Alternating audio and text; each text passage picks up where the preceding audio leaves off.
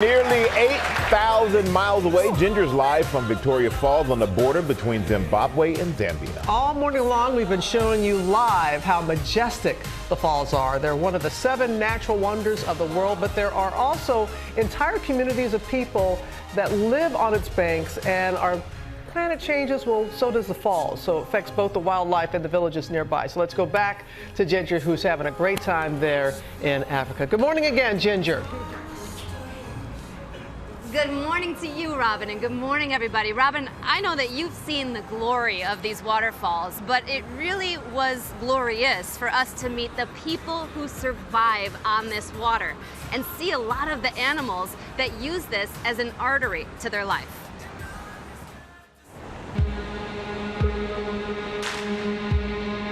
The rushing water plummeting 34 stories.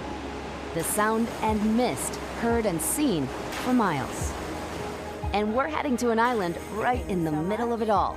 So speedboat is going to be how we get to the edge of the falls.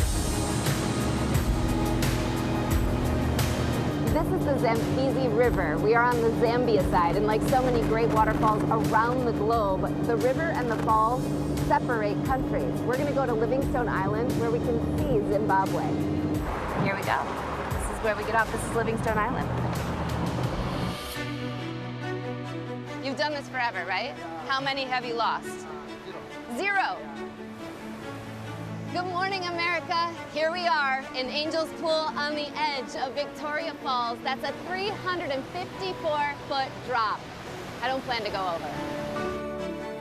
Daredevils swimming on the edge. Doing it for the gram. To get a great picture. Well, how was it? I saw my life flash before my eyes. But this story is not just about these majestic falls and its voyeurs. It's about the Zambezi River that feeds it, and upstream, the impacts of this latest drought. Wildlife is really struggling. This waterfall is really a way of purifying the source and sustaining the lives of those who live along its banks.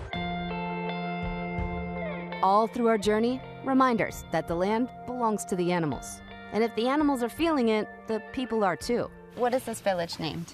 Mukuni village. Just a few miles from Livingstone Island, village guide Albino Simalonga gives us a tour and a reality check. There's much problems like hunger, you know. So you've seen the hunger? We saw it, yes. And this village relies on tourism. What are these guys doing? Making animals, different things. Tourism in this village is our main source of income. The falls are a huge part of the economy here. Tourists poured millions of dollars into the region. So when reports suggested Victoria Falls might be drying up, it was alarming. But we need to listen to the message they are telling us. The feeling when you get in here is really not fear, at least not for me. It's very peaceful. The importance of respecting our planet and understanding it.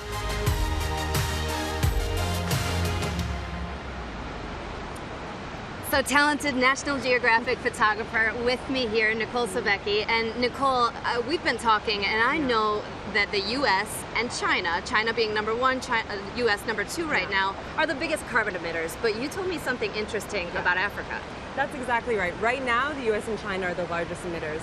But we have to remember that the historic record for carbon emissions is held by the U.S. Throughout history, we have put more carbon into the atmosphere than any other country. And you have to realize that we're 4% of the population, and we're responsible for somewhere between 1/4 to 1/3 of all global carbon emissions. Wow. If you compare that to where we are right now, 54 African nations making up this vast continent have contributed a mere 4%. Wow. That's a stark contrast. And it's especially poignant when you realize that this is the continent, Africa, that's most at risk for many of the negative effects of climate change. And carbon emissions being related to climate change. So that's what's warming our planet. Stunning information here, guys. It really is, Ginger. On a personal level, what are each of you going to take away from being in such a special place? I'll let Nicole start. Right. I mean, standing here in front of this amazing, awesome power of the falls, it's so clear to me the intimate ties between ourselves and the natural world, between Africa and the rest of the globe. And that makes me think about our responsibility and the choices that we're making. Climate change doesn't have borders. if we're going to move forward and we're going to adapt to the challenges to come and those already underway through climate change, we have to do that together. So it makes me think about the choices I can make, the responsibility I have, and what we can do collectively to help take care of our planet. That was the best answer, but I'll try to follow that up. I would say the interconnectedness of us is fascinating, but also it's really about, to me, I edge on fear sometimes, but this has made me very hopeful that there are people doing the right thing. There are parts of Africa, you were telling me, where plastic bags have been banned and you even get fined. So I feel like there are things we can do to clean this planet up, and I know people are doing them. We just have to start. We can do a lot better, and we need to. We're feeling it, Robin. I can tell. It's gorgeous, and it's so powerful to have you there. And I got to say, I follow Nat Geo on Instagram. The pictures, the stories, absolutely beautiful, and really bringing us all together. So safe travels back home, both of you, and thank you for being there for us. Amazing. Amazing. Thank you so much.